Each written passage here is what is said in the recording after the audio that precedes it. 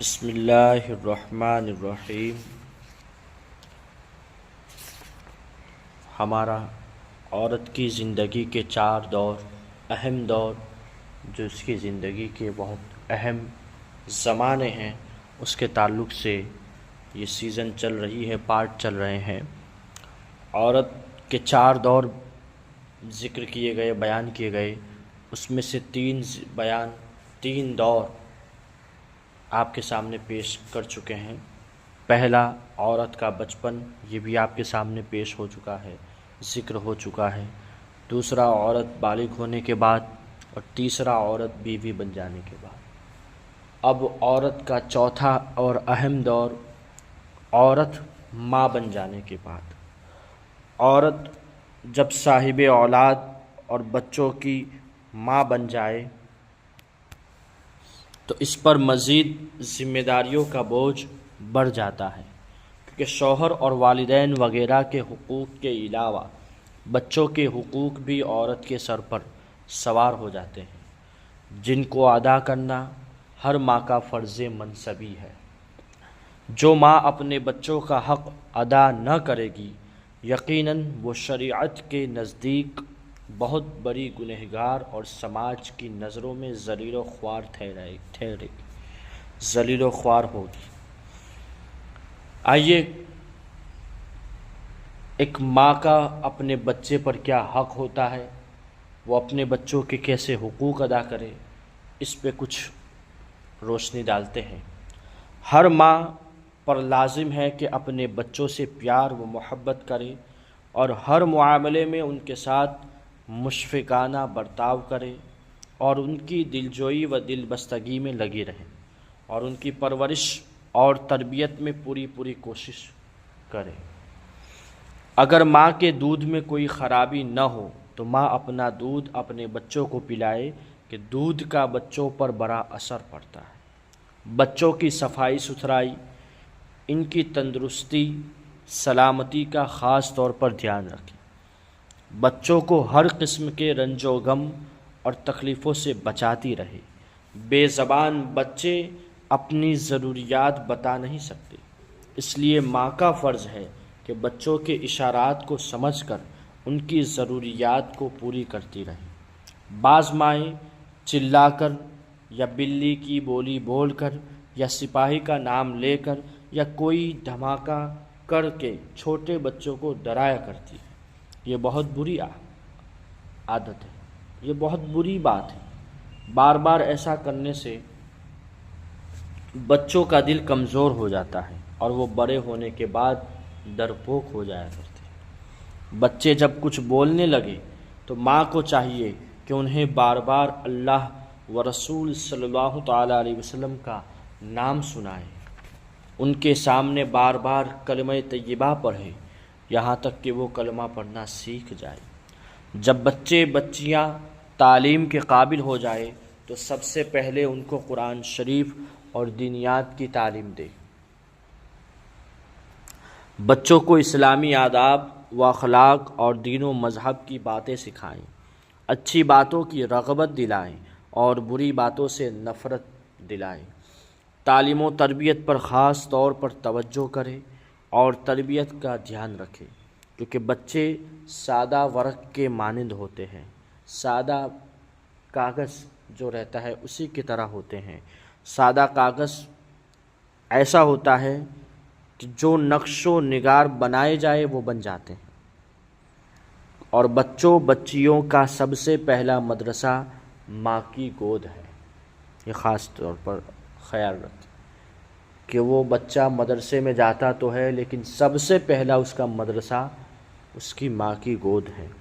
اس لیے ماں کی تعلیم و تربیت کا بچوں پر بہت گہرا اثر پڑتا ہے۔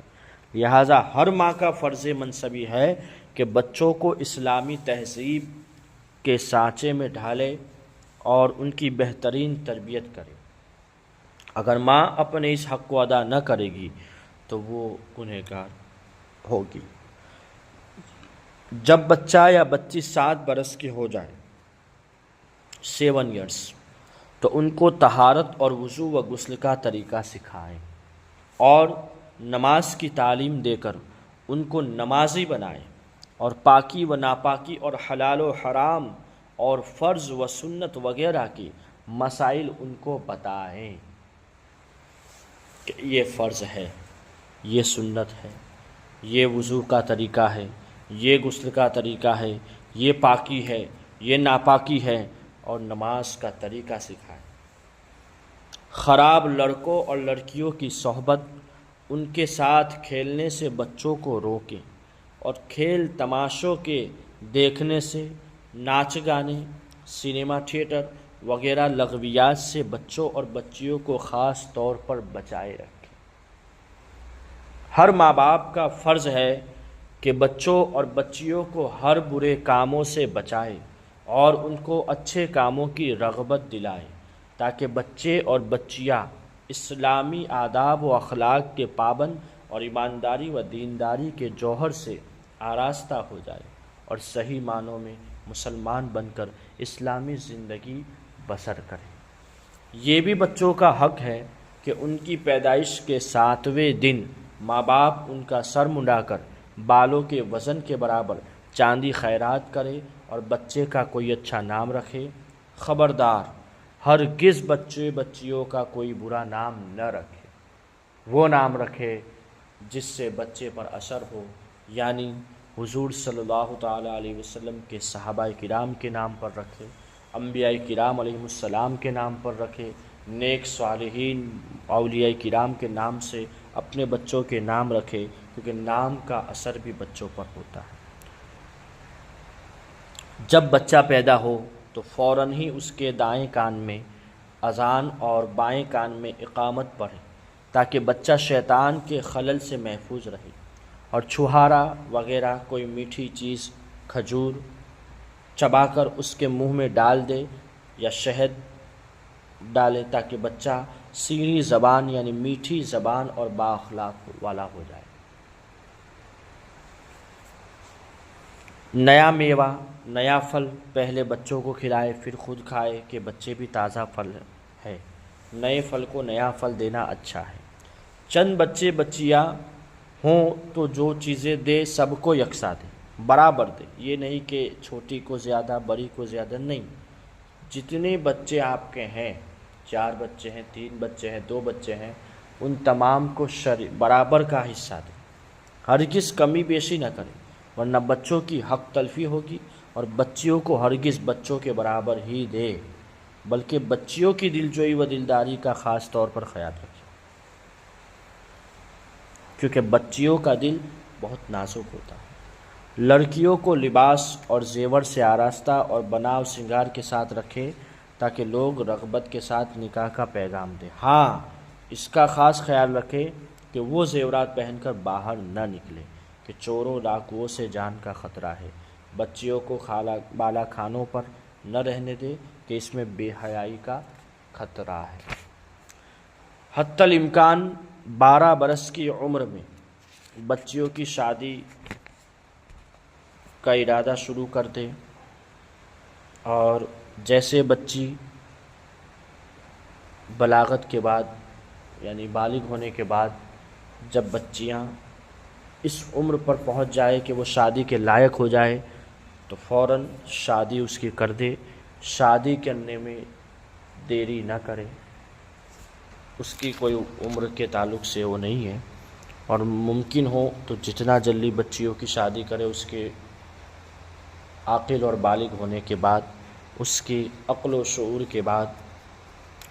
لیکن خبردار، ہرگز کسی بد دین یا بد مذہب جیسے کہ رافضی، خارجی، وہابی، غیر مقلد وغیرہ کے یہاں لڑکوں یا لڑکیوں کی شادی نہ کرے، ورنہ اولاد کی بہت بڑی حق تلفی ہوگی اور ماں باپ کے سروں پر بہت بڑے گناہ کا بوجھ ہوگا، اور وہ عذاب جہنم کے حقدار ہوں۔ اسی طرح فاسقوں، فاجروں، شرابیوں، بدکاروں، حرام کی کمائی کھانے والوں، سود خوروں اور ناجائز کام دھندا کرنے والوں کے یہاں بھی لڑکوں اور لڑکیوں کی شادی نہ کریں، اور رشتہ تلاش کرنے میں سب سے پہلے اور سب سے زیادہ مذہب اہل سنت اور دیندار ہونے کا خاص طور پر دھیان رکھیں۔ ان باتوں کا آپ خیال رکھیں یہ والدین کی طرف سے اپنے بچوں کے حقوق ہے کہ ماں باپ اپنے بچوں کے حق کو اس طرح ادا کریں۔ اللہ رب العزت کی بارگاہ میں دعا ہے کہ اللہ تعالی ہر ماں باپ کو اپنے بچوں کے حقوق ادا کرنے والا بنائے۔